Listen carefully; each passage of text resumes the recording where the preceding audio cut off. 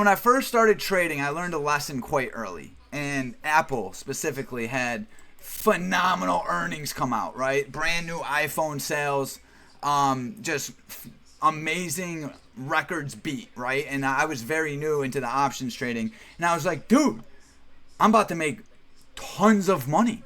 All I have to do is go long today. I mean, earnings are great. So earnings came out, market rallied, and it was the biggest sell-off I've ever seen. It was insane. Right at 9:30, I entered large, right? Like I put pretty much my whole account into Apple calls, and then I was averaging in as it went going down, and it literally sold off the whole day. And I'll never forget.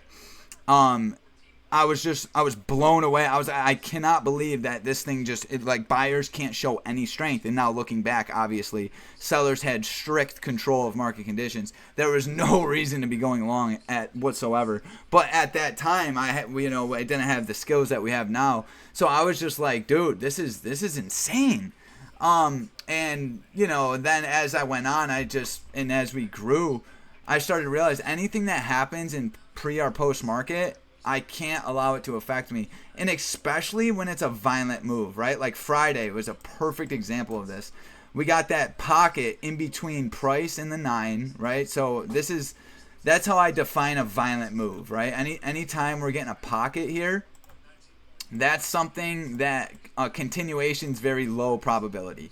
So very large move to the downside, and then coming up. Oh, that's not Friday. That was it. Yeah, no, that was Friday. And at that point, I'm looking for proper long criteria.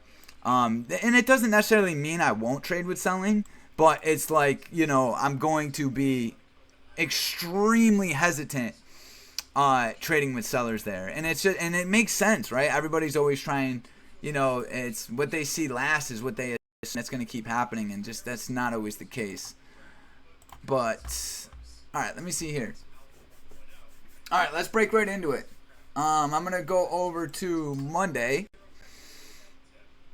and we're going to break down some trades. All right, so I'm going to pull up the 5-minute, the 10-day, just like this. Okay, so we can kind of see here. All right, we got Monday. So there's something that I thought was really cool about Monday. I'm going to pull up the 1 hour here, so we can see it like this. Okay, so once again, we trade using pint numbers, previous day high, low, open, close. And this is what's really cool about market structure, and this is what stood out to me Monday. So according to the pre-market plan, if I could understand who's controlling previous day low, I'm either going to target the downside levels or I'm going to target the upside levels, right? I got the same approach every single day. Bullish, bearish. If sellers hold this, I'm targeting downside targets. If buyers hold it, I'm targeting upside targets. Now, just really want to highlight here, look what happens once buyers take PDL, okay? Like, this is what we call clean bearish structure. Not super clean, but you got support that's now turned resistance. And this is exactly what we've seen. We've seen the same pattern here off PDL a couple times this week. And then buyers just take the level, and boom, this thing just rallies, right? Just super strong buying out the gate. Now, mornings like this are challenging. I really can't find any entry. She's moving extremely fast. Even on the 2-minute, there was a couple RBIs and GBIs. Looking back, hindsight, of course, we could have found an entry. But in my opinion, and based on my style of trading, there really wasn't anything repeatable here. It was just super strong buying. I ended up taking a long play right here, which looking back, it was around no critical level. So my first trade of the week was a loss. We had previous day open print right here, but you'll see, yeah, we have an RBI, yeah, we have a healthy trend, but there's no critical level in sight. We're actually like in limbo land, in between both. Obviously, I wanted to target end of day in PDH, but I took the market long. I ended up getting stomped out relatively quick, and then I asked myself, I was like, why did I take that trade? And it was because I watched this price rally all morning.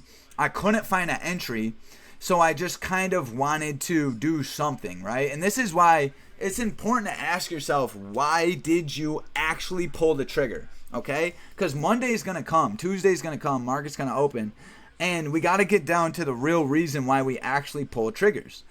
This was a great trade to learn from, right? I was like, dude, did I follow my edge here? No. We were super extended from the 1 hour time frame, and basically it was, not a crazy loss. I was able to cap it quick, and then I took a step back and I was like, all right, what am I actually looking for to get into the market? And SPX shows this a little bit cleaner, right? So I had an understanding that buyers were super strong, okay? You can see that here because right here, we're rallying above previous day low. So if I whip out the 5 minute here on SPX, right, just look here how price comes down into previous day open print, right? This has really stood out to me here because now I got my critical level, right? We get in this little flag right here off previous day open print. So now I need a solid entry. So you'll see here, rally, flag, red bar, and then I get my GBI entry right here. Okay, this candle's red, but at one point it was green, and it was wiping the top of this candle.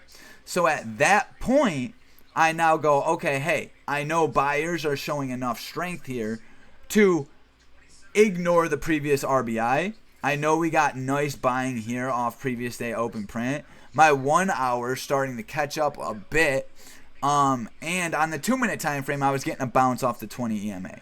So this is kind of what led to me to get into this market long here, targeting EOD, where we got this really nice push where I got out of this position. And I'm pretty sure you guys seen it, and we've been talking about it.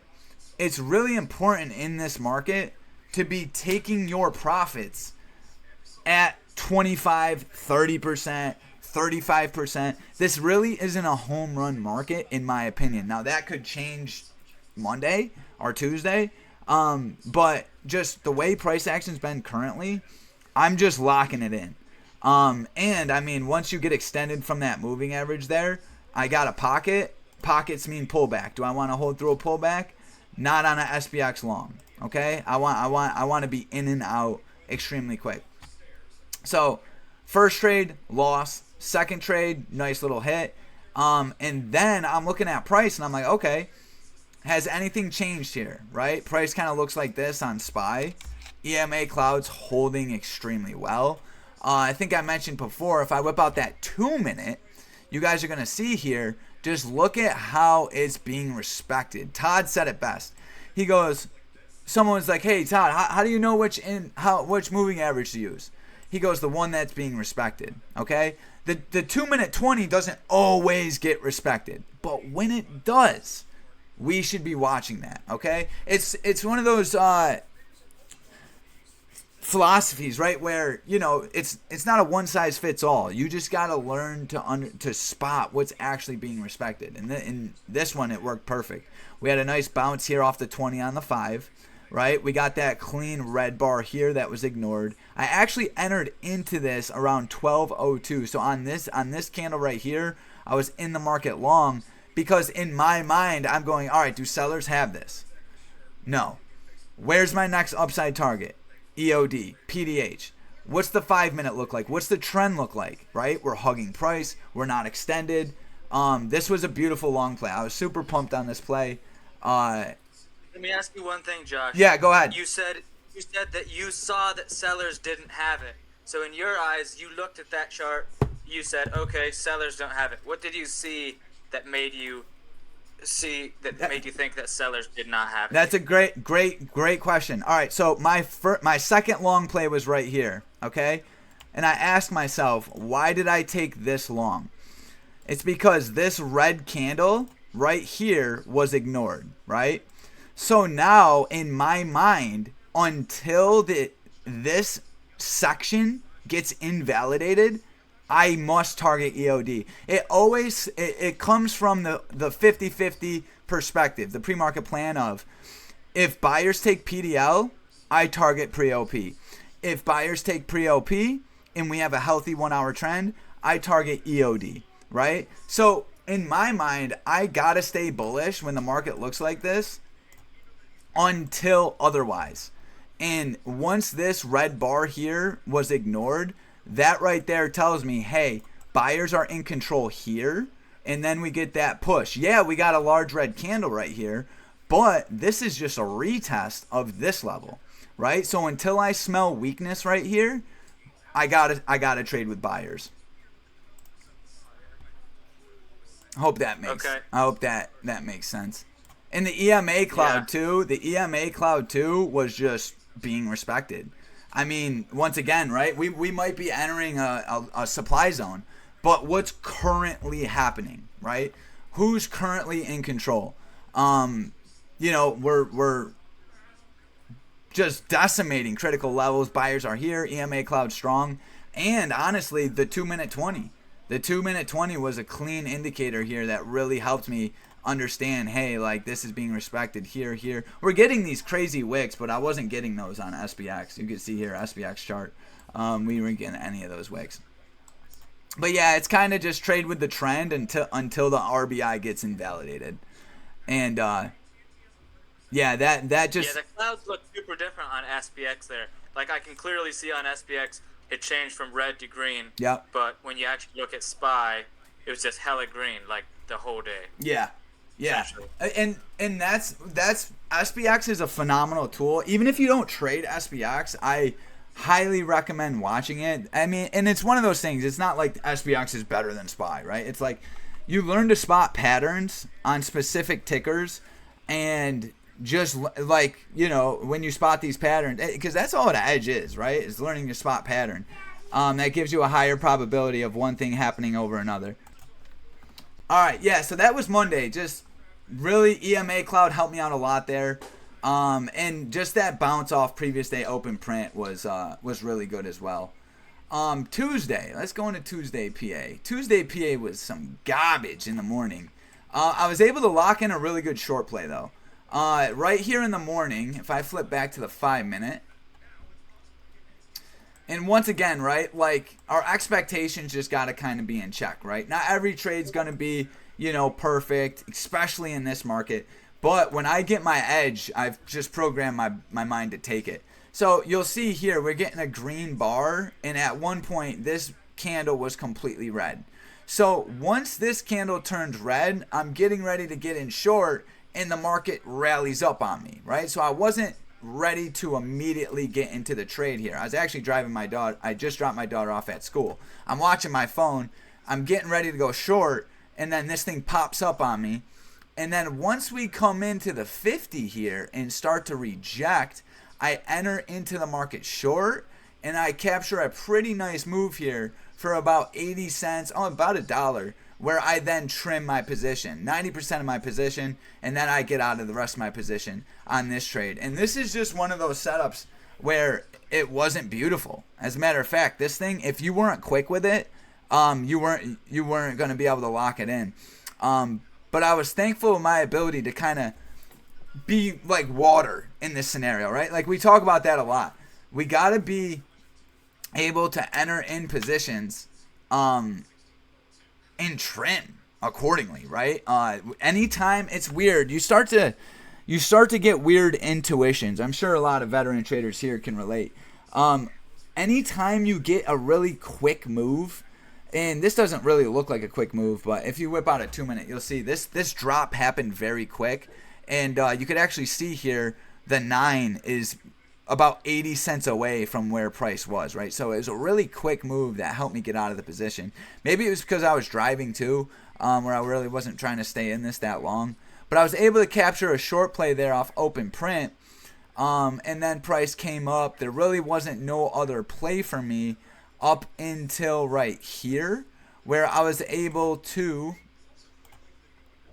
and this is where I'm always like watching whatever. All right, so we can call this a green bar that was ignored, right? So then later in the day, just like I was saying earlier, until this gets invalidated, I'm going to stay bearish. But once it does get invalidated, I'm going to keep my eye on longs, right? So once buyers come back up to open print, and then we come down, we got a pretty healthy trend here. I was able to hop in the market long here targeting high of day. And on SBX, it looks a little bit different. We were able to get up towards that high of day level, where I was able to get a little nice position right here as well off open print, right? And you can see here, open print, we come into it, we get a little RBI right here, where I then able to take the market long, targeting this mess up here at high a day. So this one wasn't that bad as well. Once again, took most of my profits up here, and then once we got that red candle to come into the market, I got out of the rest of the position. And I stepped away for the day, and then we get that glorious move right there off open print, which I was happy to see a lot of traders start getting into this. So then sellers come in here off open print, and now I'm faced with a decision, right? So we got this level here, previous day open print from a couple days ago, and price comes down. Where we at? And we re-tag it, right? So over here, SPX shows it extremely well. Comes up into this level, and then we get a GBI, right? Green bar here that gets ignored. This is a perfect short opportunity for me. I enter in short, stop above this level, and we get a really nice push to the downside. So this was another great trade that really held me this week. Boom. Once again, following the same concept, right? Critical level, moving average, RBI, GBI, right? And you learn to spot the healthy trend. And what I love about this trade right here is even if you miss this, right? Because this move here off the open was crazy. Like, look at this. This is a massive move. Like, I missed all this. And I see traders in the Discord going, oh my God, look at this. This is crazy, right? And so I'm like, okay. Instead of writing it off like, oh my God, I missed that whole trade, I'm like, all right, well, what's the trend look like? And the trend's still pretty valid. I mean, and what does an RBI or GBI actually tell us? It tells us, hey, one side's stronger than the other, right? So it's like, you can't take every RBI, GBI you see, but if you're getting one off a critical level with a solid trend, that means something, right? That's a high probability of a continuation. And are you willing to accept the risk? That was a beautiful trade right there. All right, let's see.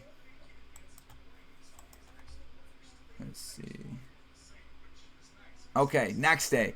This day was frustrating. A little frustrating, but it happens. Let me see here. All right, so once again, you got that previous day low level. Okay, so I'm going to draw a rectangle around it because this is really important. I just made a video on this for YouTube, and it's all about critical levels. Okay, so if I make this a little bit larger, what you're going to see here is we have what one can call a bearish chart pattern, right? We got selling, support, right? We got demand right here. We got demand right here. Price falls below it, and this is starting to turn to a little bit of a supply zone now. So since it's previous day low, we know, hey, this is a critical level. It's pretty significant. Now, what happens if sellers don't hold it? Well, that's now it becomes bullish, okay? So we get this very strong move off previous day low. Now, it just so happened that this lined up right with news, and we were able to get a red bar here that was ignored. That just what didn't really serve us is that it happened so quickly, right? Now, the crazy part about this is actually a red bar ignored that goes up for a dollar move, right? So that actually meets our criteria. Was it profitable? No, I was not able to make money on this trade because there was no follow through, right? But that still tells us something. It still shows us something, right? News came out, price rallied, and it actually rallied into a level that was significant and rejected quite quickly. It is what it is. It happens, right? Some trades have follow through, some don't. Price comes back down into previous day low, and this thing just takes off. I end up getting into a long play right here. This trade was just ridiculous. All right, check this out. So we end up taking this long. Very similar to Monday's price action. Okay, we get a red bar here ignored. We're bouncing off the previous high of day, right? This is basic bullish structure. We're looking to target EOD, but the market was just a nightmare. Look at this. It goes up, rejects, bounces off the 20, goes up. We take some profit, and then she just immediately turns around, right? And we're just like, geez, right? Like, it was extremely, and this is how trading is. Okay, there's no perfect way to do this other than scale out appropriately, right? Some trades continue, some don't. Friday, we had a phenomenal setup. It was beautiful. Just didn't continue the way we wanted it to. Do we change our approach? I don't know. Is there a better way? There's no perfect way to prepare for what the market has, right? It's gonna be it's gonna be chaotic. It's gonna be unstructured. I'm quite happy with the way we dealt with this trade. It was, I wouldn't change this. This is great. This is a great way to spot opportunity, right? We got our RBI, we got our bounce. This is clean bullish structure. The follow through was just a nightmare. I like how it bounced off the 20, and then she just completely started to bleed. And just like the prior day, this thing's selling off like crazy, right? And now once again, price comes down, we get a green bar here that was ignored, and I was like, you know what, I'll take this short. I had a clean downside target. I liked where the 9 DEMA was, and this thing just continued to go down. It was a beautiful setup towards the end of the day. Trades like this, it's funny, I'll trade very low, like SPX contracts will get really cheap or cheaper. And you can actually, there's a good way to trade stuff like this. You could buy an SPX contract for around $400 or $500, and then what I'll do is set a $250 stop loss on it. So I'll risk $250 on this trade, but if and when it goes in my favor, I'll do extremely well, right? So it's just another cool way to take advantage of a downside move over here towards the end of the day. Really cool trade though, and once again, nothing really changed, right? Price was selling off, EMA cloud was holding, buyers showed a lot of strength here, but there was no clean structure to the upside. Sellers just kept pushing price down and down, right? So really cool way, and really right here too, what really helped me enter in this, and I said this right in the Discord, I was like, if we close back below the 9 right here, I'm extremely bearish, right? And getting that green bar here gets ignored. We close back below that 9. At this point, I'm in the market short. My stop goes above this green candle. And then boom, she just continues to go. Couldn't hold above that. And then cooks on the way down. So that was a really good trade right there.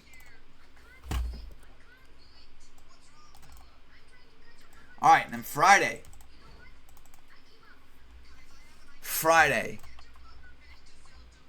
Once again, just not ideal price action.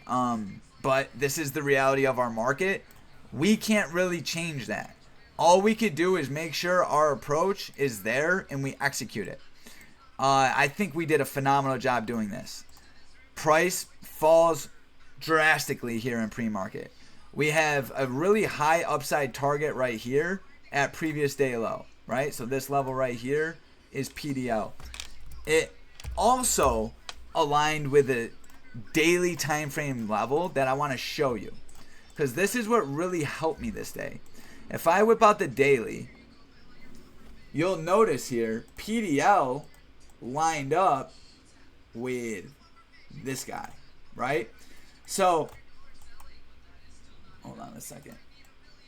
We have this level right here. Okay, so there's previous day low. We're opening below it, okay? So now, once again, my 50-50 perspective tells me I need to figure out who's controlling PDL, okay? If sellers hold this level, I'll target 570.30. If buyers hold this level, I'm targeting previous day low from the next day, right? So my bad, this wasn't previous day low. This was just a daily time frame level. Okay. Critical level of interest. So now I have my pre-market plan. Basically, I need to figure out who's going to control this level. This is what it looks like in pre-market, right? Looks super bearish. Now, I can't marry that though, okay? I got to let my approach tell me what's going to happen, okay? So, price opens up and we rally into this daily time frame level, okay? We get our moving average cross. We get a red bar that gets ignored, right? This candle breaks the top of it. We enter long here at 577.30, okay? So we're in the market long. Our stop loss goes below the previous candle, which is literally at open print. So now we've done our job, okay?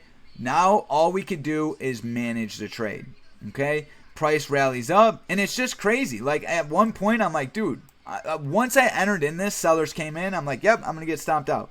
It is what it is. But the data tells me when I see this chart pattern, I have a higher probability of price continuing in the dominant direction that the EMA cloud is displaying. So I got to take that, right? We get a red bar. It's ignored. Stop below open print. What happens? Buyers hold it. Buyers hold it. We get a really nice push up here to the upside, right? That's a beautiful spot to trim right up here. I was glad to see other traders capitalizing on this. We had Darren catch a great move there off open print. It's beautiful, right? Being able to look at this price action and not get married to shorts. That's beautiful. That means we're staying in the present, right? We're going, okay, that's a lot of selling. But if buyers show up, we're going to target the top of that, right? We got in long, and it was just, this trade was a nightmare. I mean, back, forth, up, down. It's going up, it's going up. One thing I want to point out, though, once again, we can't control all that. What we can control is the way our approach works. Look at how this red candle was never invalidated, right? So basically, for me to swap into a short mindset, sellers would have to take this red bar. They'd have to take this red bar back, and they couldn't. Just look at how price comes back into this level, and it's like a wall. Boom, boom, boom, and then this thing just continued to go. This was one trade I took. I also took a trade on Tesla. I took a short play. Then I was done for the day. But just look at, price action holding this RBI. It was beautiful. And then to see it go up to my intended target was even better, even though I wasn't able to capitalize on it, right? Because once again, we're not always going to be in front of the charts. We're not always going to be able to capitalize on every move or be a part of everything. That's not even my goal, right? My goal is to have an understanding of how the market works and then an easy way to get in and out of it and control risk. So overall, this week was a good week. If it wasn't for, I think it was about 3 trades really kept me above the water here this week. But that's how trading works. This is why, it's very important to manage risk appropriately. Going into next week, I'm going to keep the same mindset, trading the same approach, but I'm locking in profits around that 25-30%. And we'll see how the market opens up. Maybe we'll, it'll come back. Maybe we'll start getting those very long trending moves again. And I'm looking forward to it. But until then, I'm definitely going to be locking in around 20-30% ROI once it's handed to me. Because there was multiple times this week where I didn't do that, and it did cost me money. And the week before it. So what I've been doing lately is lock in, 20 to 30%. And then on your next trade, if you are going to take another trade and you see another good setup, you have a cushion already with that one winning trade under your belt. Yeah. Versus going heavy, losing, and now your next trades after that, all that's in your mind is you're trying to make up for a loss. It's the worst. I just feel like for me it works better to do that small win, even if it's small. No. Reward yourself, then you got a little bit of cushion. No, Darren, it's so heavy what you just brought up. It's like Monday, right? It's so crazy how your first trade of the day can so heavily influence you. And my goal that I try tell myself every day is, I want to make rational decisions, right? I never want to be trading out of emotion. Anytime I'm trading out of emotion is when I lose money, right? Like when